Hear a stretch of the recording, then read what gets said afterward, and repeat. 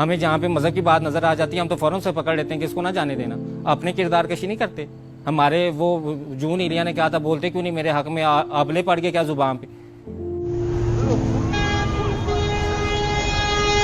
Camera آن ہے بتا تو تو کیا ان کے بارے میں بولتے ہوئے آبلے پڑتے ہیں زبان پہ؟ یہ سوشل میڈیا والوں کو, یہ پرنٹ میڈیا والوں کو, یہ جو میڈیا والے کیوں نہیں بتاتے؟ یہ جو پچھلے دنوں واقعہ ہوا ہے لاہور گرامر اسکول کا جس میں وہ بچیوں نے کہا کہ ابھی ہماری تصویریں لیک ہوئی ہیں اور ہماری جو ہے وہ ٹیچرز ہمیں ہراس کرتے ہیں. کدھر گئی عوام ساری؟ کدھر گئے وہ لوگ سارے جو یہاں پہ بیٹھے تھے, جو لبرل تھے, جو فیمنسٹ موومنٹ چلا رہے تھے, جو لبرلزم کا نعرہ لگا رہے تھے, جو میرا جسم میری مرضی کا نعرہ لگا رہے تھے؟ ان لڑکوں کی وہ لوگوں کی زبان پہ آبلے پڑ گئے. آپ کیوں نہیں بولتے؟ آپ کیوں نہیں کہتے کہ اس تعلیمی نظام کو بند کیا جائے؟ بھائی یہ کیپٹلزم ہے, بھائی یہ سیکولرزم ہے, اس کو بند کیا جائے. یہ لبرل ہونے کے نام پہ سیکچوئل ہراسر بن گئے. وہاں پہ تو ہمیں کچھ بھی نظر نہیں آتا, وہاں پہ تو ہم پرسنل میٹر کہتے ہیں. لیکن کسی مدرسے کے اندر ہمیں کوئی واقعہ نظر آ جائے پھر ہمارا دیکھیں کیسے جوش جاگتا, پھر دیکھیں ہمارے اندر کیسے شعور کی جو ہیں وہ کھڑکیاں کھلتی ہیں, ہمیں کیسے نظر آتا سب کچھ. ہم لوگ منافق لوگ ہیں, ہم لوگ دوگلے لوگ ہیں. ہم لوگ جہاں پہ دیکھتے ہیں نا کہ کسی کے پاس اختیار کم ہے, کسی کے پاس دولت اور طاقت کم ہے, ہم چڑھائی کر دیتے ہیں اس پہ. اور جہاں پہ ہم دیکھتے ہیں کسی کے پاس دولت اور طاقت زیادہ ہے وہاں پہ ہم پھر فوراً ڈپلومیٹک ہو کے نہیں بالکل یہ پرسنل میٹر ہے. دیکھیں یہ تو ایک چیز کا پرسنل ہے, یہ دیکھیں کچھ ہو سکتا ہے انہوں نے کچھ کیا ہو سکتا ہے انہیں کے قصور ہو سکتا ہے یہ ہو.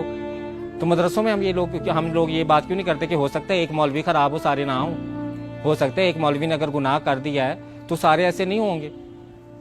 استاد جو روحانی باپ روح کی تذلیل کر رہا ہو, جو تصویریں سینڈ کر رہا ہو, استاد آپ روح نہیں کانپتی یہ بات سن کے کہ استاد اپنے طالب علم کی ننگی تصویریں لگا رہا ہے؟ ہمارے رب نے, ہمارے اللہ تعالیٰ نے جو ہمارے نبی پاک صلی اللہ علیہ وسلم پہ پہلی وحی بھیجی وہ کون سی تھی؟ پڑھ اپنے رب کے نام سے جس نے تجھے پیدا کیا.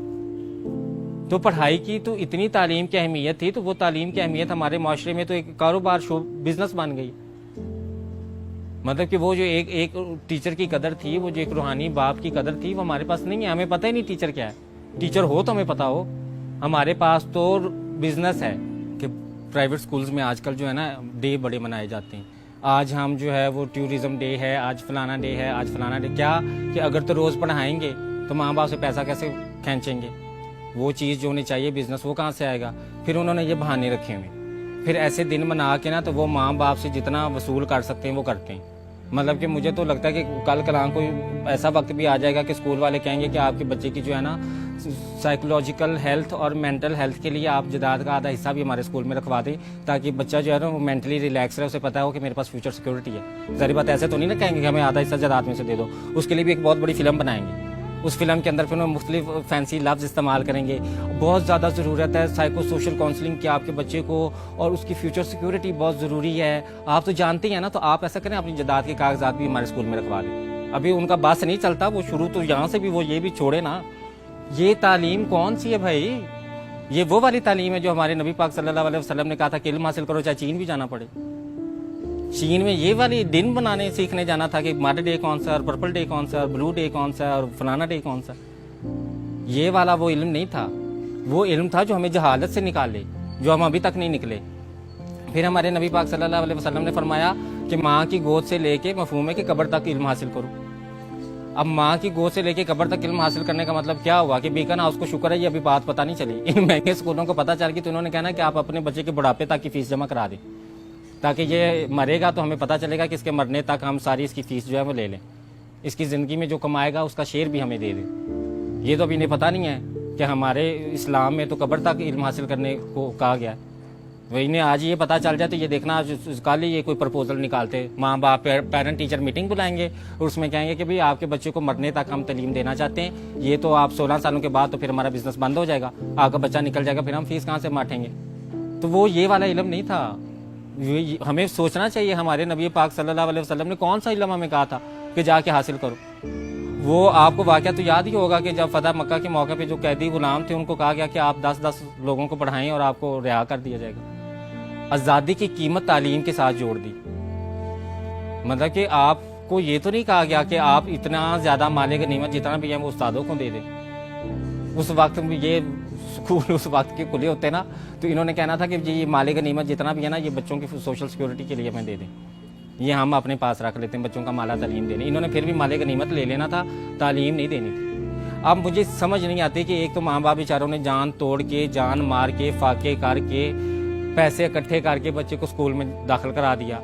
10 साल मैट्रिक तक वो इंतज़ार कर रहे हैं कि ये कोई 20 दिन तो एक हफ्ते में मनाता है, पता नहीं किस किस चीज़ के ये दिन मनाता है। तो ये तो पता नहीं 10वीं के बाद निकलेगा तो ये क्या अफलातून चीज़ बन के निकलेगा।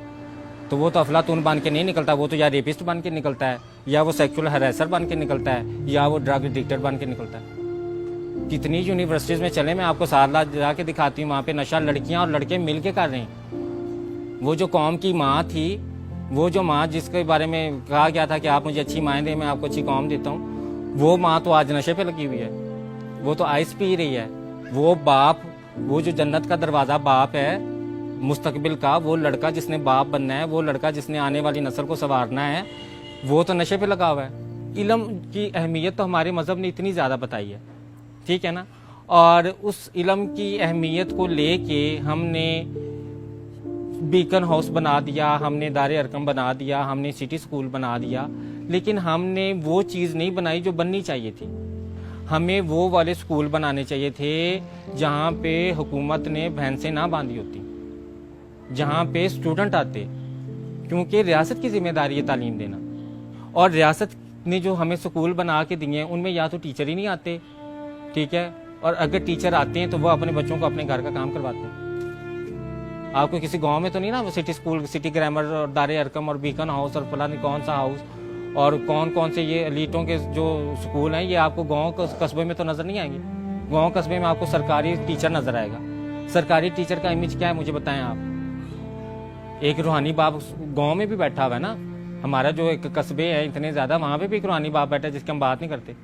हमने वो जहाँ पे रूहानी बाप ने हमें सबक सिखाना था, जहाँ पे हमें तालीम देनी थी, वहाँ तो हुकूमत की उन स्कूलों में भैंसें बंधी हुई हैं। चलें सिंध में लेके जाऊँ आपको, जहाँ पे भुट्टो जिंदा अभी तक, वहाँ पे भैंसें उन्होंने बांधी हुई हैं। तो हमारे पास तो रियासत की तो दिलचस्पी है ही नहीं तालीम में। आप अगर ये कहना कि ये रियासत की जिम्मेदारी है, बेशक ये रियासत की जिम्मेदारी है, लेकिन रियासत की दिलचस्पी नहीं है इसमें। रियासत की दिलचस्पी आपको नज़र बजट देख के नज़र आ जाएगी।